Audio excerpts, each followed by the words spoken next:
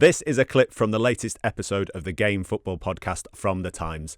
To listen to the full show, go to wherever you get your podcasts. Are you looking at last night's game, just a very quick review, and going, that final scoreline overshadowed what was slightly worrying for 50, 60 minutes? Or are you going, no, it was always going to come, lovely to see the lads score a load of goals? Just as a quick assessment of those two sides. Which side are you on, Alison? It was always a win-win, to coin your phrase, because either this was going to be rubbish for Thomas Tuchel and having to go to a playoff. Yep.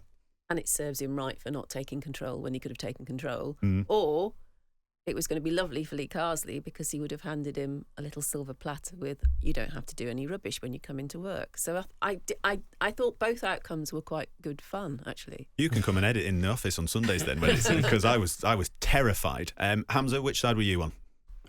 In the first half, I wasn't too worried. It wasn't the most exciting stuff, but it wasn't. If you compare that to what we saw in the Euros, yeah. I thought the way that England built up in the first phase, just moving the ball forward into the final third, was much improved. So I wasn't too fussed. So it looked like it did against Serbia. So if it had only finished 1-0, you'd have still been sat here going, "That's good finish, good way to round off."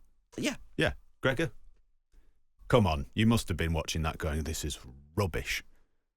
Yeah, but I mean, there's lots of international footballs like that, and I think when you win 5-0 and as you've outlined at the top, more debutants, more like, what was it, eight different goal scorers over the two games as well. Like the positives far outweigh the negatives. Great, that's wonderful to hear. I'm so pleased. Maybe it's just me having to be stuck in the office on a Sunday for 12 hours, but I'm so delighted. I thought, Alison, I had money on you telling us how rubbish England are. I thought poor old Gareth never got that kind of treatment. But anyway, so Lee Carsley has said, the next quick fire question is, he said he's handing England over better than they were when he took over. Would we all agree?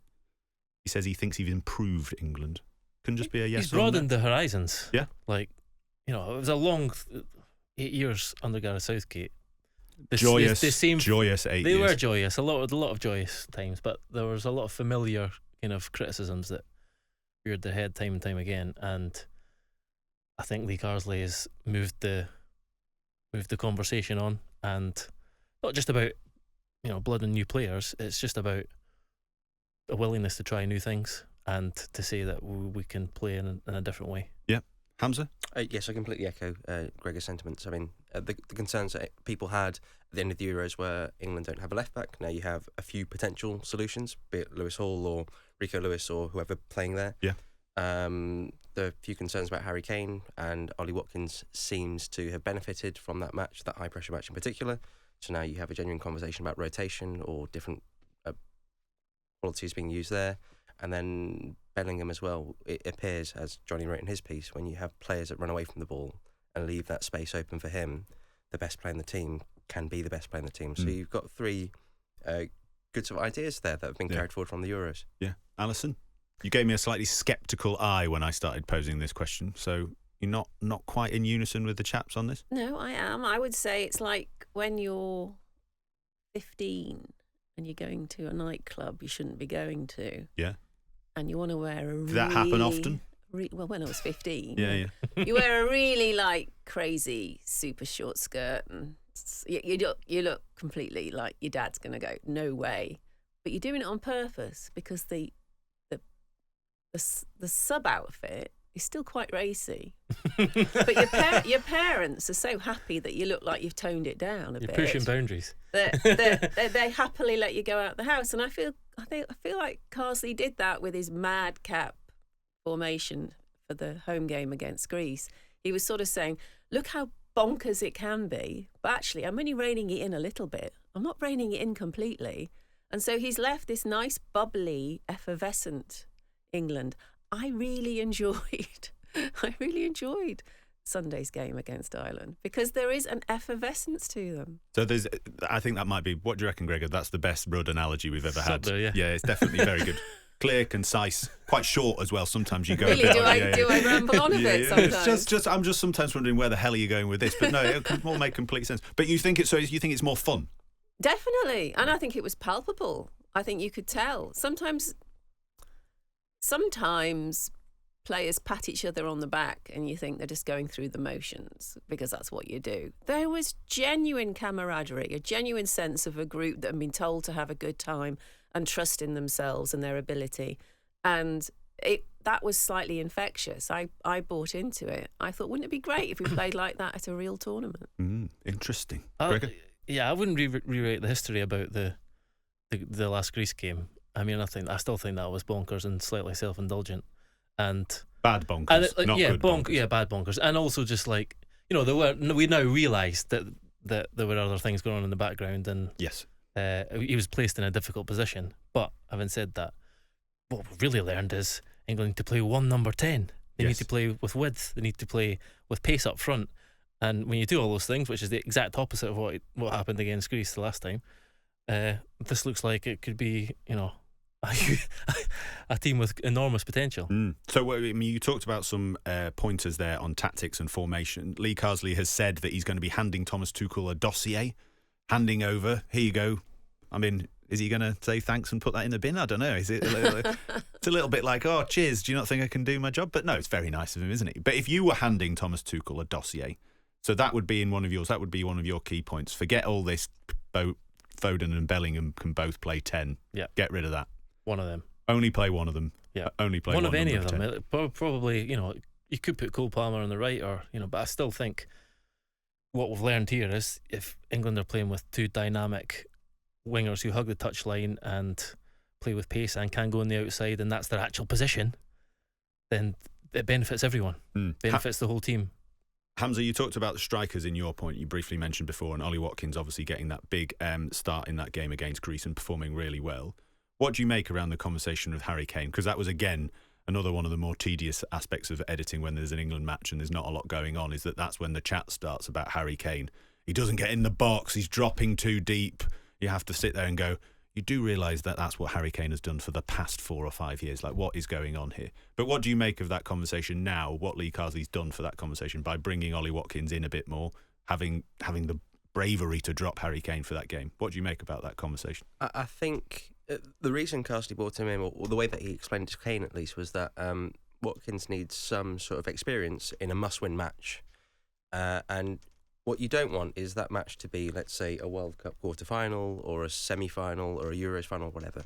You want that experience to be built beforehand. So now you've got that. So I think broadening what was the potential of things like the potential options that you could use or deploy in a particular final or big match has now increased. So I think that's just better. And we also know that with a striker like Kane, it's less so an issue of...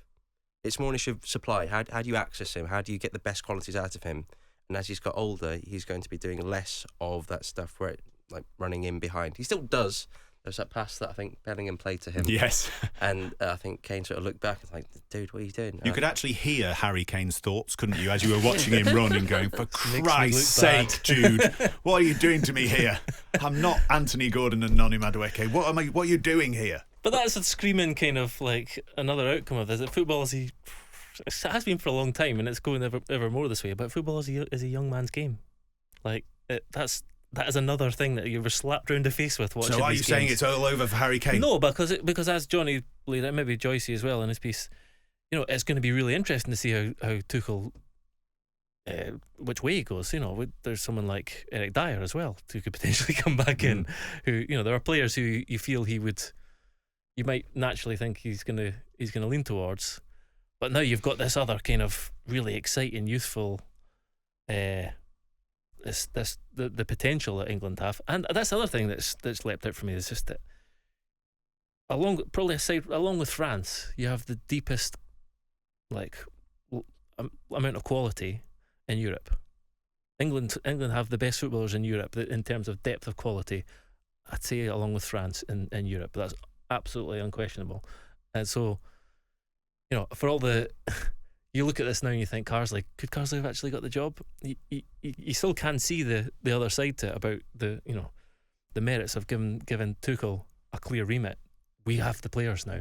We need somebody with the expertise, the experience, like the calibre to take them over that final step, get over the line, and there's every chance he will. Yeah, I want to come back to that depth in a minute and talk about some of the players that Lee Carsley gave debuts to. But just finally, Alison, on the Harry Kane topic, in terms of some of those players that are pushing for starts and things, and some of the players that didn't play as much under Lee Carsley, do you think there's a conversation around Harry Kane or some of the other players who've been playing for a long time who might be going, I don't know, not sure what the future holds for Thomas Tuchel? Or are you of the view, which is my view, that when you look at the game yesterday, the game opens up because of a pass from Harry Kane from deep into a runner in behind? Can we all stop talking about the idea of dropping Harry Kane, please? Well, that's an interesting philosophical question. Is Harry Kane's worth completely decided because of one pass? Because and one penalty, for most of the game, he physically looked different to all. He's just built like an older man. He's not got the body fat ratios of his younger peers. He looks lumbering. Chubby? He looks I'm not sure she lumbering. was saying that. Let's not put that on the record. He looks slow. You're absolutely right. You can see the cogs turning sometimes. And you could say that about someone who's 78. They don't lose their footballing nous, do they?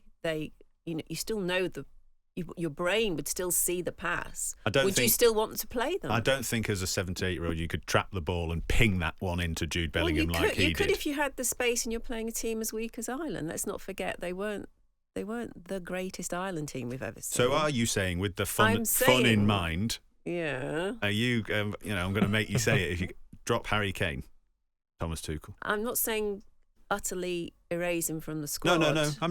We're not talking in But I don't extremities here in a hyperbole, I but don't- you think I there's don't a conversation think he should to be had. Since Tuchel was appointed, there's this idea that Harry Kane will be first name on the team sheet because of their existing relationship. I think, having watched what we've watched under Carsley, I think that would be a mistake for him to be the first name on the team sheet. Johnny made a good point in his piece, though, that he actually did play slightly differently in that year under Tuchel at Bayern, in that he played higher up the pitch more, and because they had the same issue, Jamal Musiala he needs space to kind of to do his magic, and that's the same sort of conversation we're having. None of this is definitive in black and white, and yes, Of course. these players can. But there was Johnny highlighted another stat from a game in the Euros, could have been the final, Slovakia game. I think Bellingham and Kane exchanged one pass. There was just no chemistry. There was the relationships at the top end of the pitch just failed in the Euros. So ultimately, it's about, we've said this before, it's about, finding the right chemistry. And that doesn't mean that Kane has to be out of the team. It doesn't mean that he has to stay up the pitch and not, never drop deep. But it means that they have to know when the time is right to do that. And other players need to know how that affects them and their positioning. One thing I would say, though, is that pass, it felt like a moment where Bellingham saying, I'm going to show you where to go. You run, even if you can't reach it. Because So you're saying the credit is Bellingham? No, I'm saying... No, I'm being serious. This is now, what we saw in the past two games specifically was a vision of England as Jude Bellingham's team. Right. In a way that, while it was Harry Kane's team, it was never fully owned by him. He was the best player in the team, but he didn't run the show in the way that Bellingham did in the past two matches. Of course, when you play in Euros and World Cups, it's very different and much harder to run games like that. But this was a very brief look into what could be a Bellingham-led team and how he could define what England looked like going forward, which I think is really exciting. And maybe him saying, Harry, I know you can't run there, but I'm going to tell you you're going to run there because I'm in charge now. It might be a little bit for power play, but maybe it was just, I thought you could make it. Didn't realise you'd lost your pace a bit. But, No. Slightly smoke and mirrors, though, that it's a Bellingham run team. It's because he's the one that wears his collar up, which makes it look, because of the design of the England shirt, it makes it look he's wearing a cravat, right? It's a very weird, strange look. And his studs are gold, which is also very odd. There's having gold boots and then there's having studs that are gold. It makes him look like. Did you kick the ball into your own net that time? No, YouTube these are my Adipures. I got them in 20. It's the same one Tony Kroos wears, the white and gold kangaroo leather. So many fashion references. Gold studs, Hamza, excellent. I love it. Absolute baller. You can't get, they're dead stock now. You can't get them anymore. Okay, we'll look after them because they, maybe you'll be able to sell them to people who want to be like Jude Bellingham. Yeah, there's a bit of brand building, I feel, going on with Bellingham. Well, we're going to talk about brand building in the second half of the show when we talk about player celebrations. Let's wrap up England by talking about those debutants. 8 of them in total. Angel Gomez, Curtis Jones, Noni Madueke, Morgan Gibbs-White, Tino Livramento, Lewis Hall, Taylor Harwood-Bellis and Morgan Rogers. I would like you to all pick one of them who you think has really stood out or offered a solution to a problem or surprised you with how good they've been? And Thomas Tuchel will be thinking, I'm going to have to get them in my future squads. Alison, I'm going to start with you. If I'm Thomas Tuchel, I'm very happy to see Curtis Jones slot in as though he's been there for several years, first of all. Really comfortable with just the ease of it. And then the impudence of his finish against Greece showed that he's having fun. He's we know what he is. He's an intelligent player with energy and a bit of vision. But to just come in and apply that effortlessly for your national team when you've been overlooked is, I think, absolute credit to him. Loved his attitude, his energy, the way he fitted in with the players around him.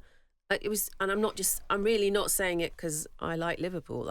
I just feel there's an art to coming in to a national team and not looking.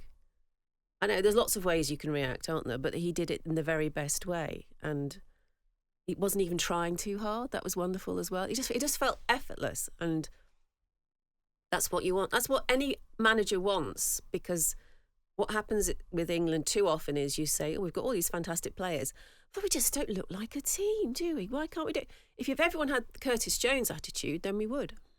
Very good. Fair enough. And I'll say, yes, I thought it might be Liverpool bias, but no, that's a very eloquent and well-reasoned answer. I don't think there's Tom. not much bias coming in there for once. Gregor, your choice.